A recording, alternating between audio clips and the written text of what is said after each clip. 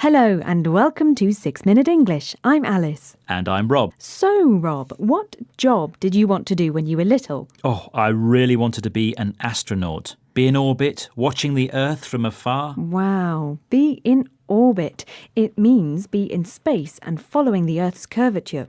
Well, the view must be nice from up there, but the reality of becoming an astronaut is pretty hard. And it's the subject of today's show. Did you know that less than 600 people have been into space so far? I'd like to have been one of them. I know I have what it takes to be a spaceman. Yes, there are many others like you who would like to go for this job, Rob. And that's the quiz question for you today. How many people have applied to join NASA's 2017 astronaut class? Was it A, 800, B, 8,000, or C, 18,000 people? 8,000 sounds like a lot already, so I'll go for B, 8,000 people. Well, we'll find out if you chose the right answer later on in the programme. So, what do you think is the biggest challenge when considering becoming an astronaut? Well, I'd say claustrophobia, and that means fear of being in a small space. That might be a problem because the space capsules are small and you're with the same people for months at a time. Yes, that's right. Well, astronauts are bound to get on each other's nerves sometimes. To get on someone's nerves means to annoy them. But I'm a great team player, so I think I'll be okay. Yes, I can confirm that. Anyway, the challenge of being an astronaut doesn't stop here. In the space capsule, astronauts have to put up with extremely difficult conditions, like zero gravity, for example. Yeah, it looks like fun doing somersaults in the capsule and catching bits of food in your mouth as it floats out of its packet. But zero gravity, a condition where gravity is exerting no force, can lead to wasting of the bones and muscles. Astronauts take 2.5 hours of exercise per day to help prevent this. But what do astronauts have to do before they go into space to prepare themselves for weightlessness and spacewalking? They can practice using a virtual reality headset and special gloves. It's like playing a computer game that looks and feels like doing a spacewalk. And they also train in a swimming pool. Let's listen to Major Tim Peake, a British astronaut, talking about the preparation he did for his mission on the International Space Station. The way we practice spacewalking is in water. Water gives us the neutral buoyancy that we need. So we sink training modules into swimming pools and then practice the spacewalking on them. We wear very specific equipment, a pressurized spacesuit, very difficult to move in actually. It's hard to bend the fingers, it's hard to bend your arms, and it really gives you quite a difficult workout.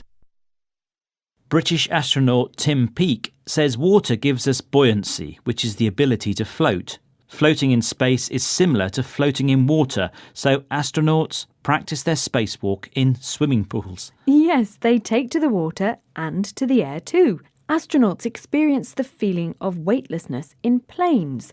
A large plane with padded walls flies to high altitude and then goes into a nosedive, or a fast and sudden fall, which creates short periods of weightlessness. Oh, fabulous. I'd love to do that. But it's not all fun and games. Don't forget that one of the main reasons for being out on the International Space Station is to conduct research. Major Tim Peake is doing scientific experiments such as how to grow plants in space and what effect radiation and zero gravity have on this process. Like that film where an astronaut gets stranded or left behind on Mars and has to grow potatoes. Yes. The film's called The Martian. That's right, yes.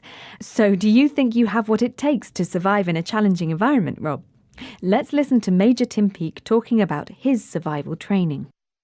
Survival training, and for this the European Space Agency sent us to Sardinia. When you land in the Soyuz capsule, sometimes you might not land exactly where you expect to be.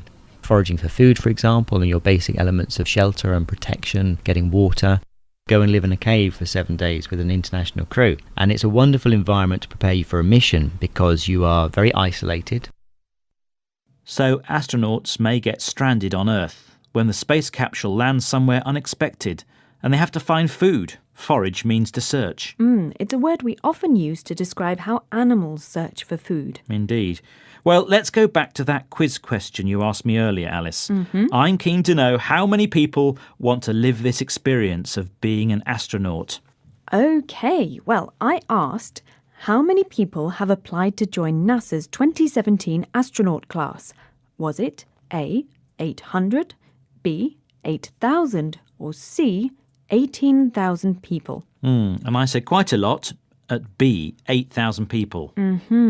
And you were wrong, I'm afraid. According to NASA's website, more than 18,300 people applied to join their 2017 astronaut class. This is almost 3 times the number of applications received in 2012 for the most recent astronaut class. Wow, so there's no chance of me ever succeeding. Oh, well, you mustn't give up, Rob.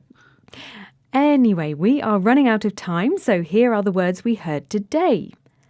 In orbit, claustrophobia, get on someone's nerves, zero gravity, buoyancy, nosedive, stranded, forage.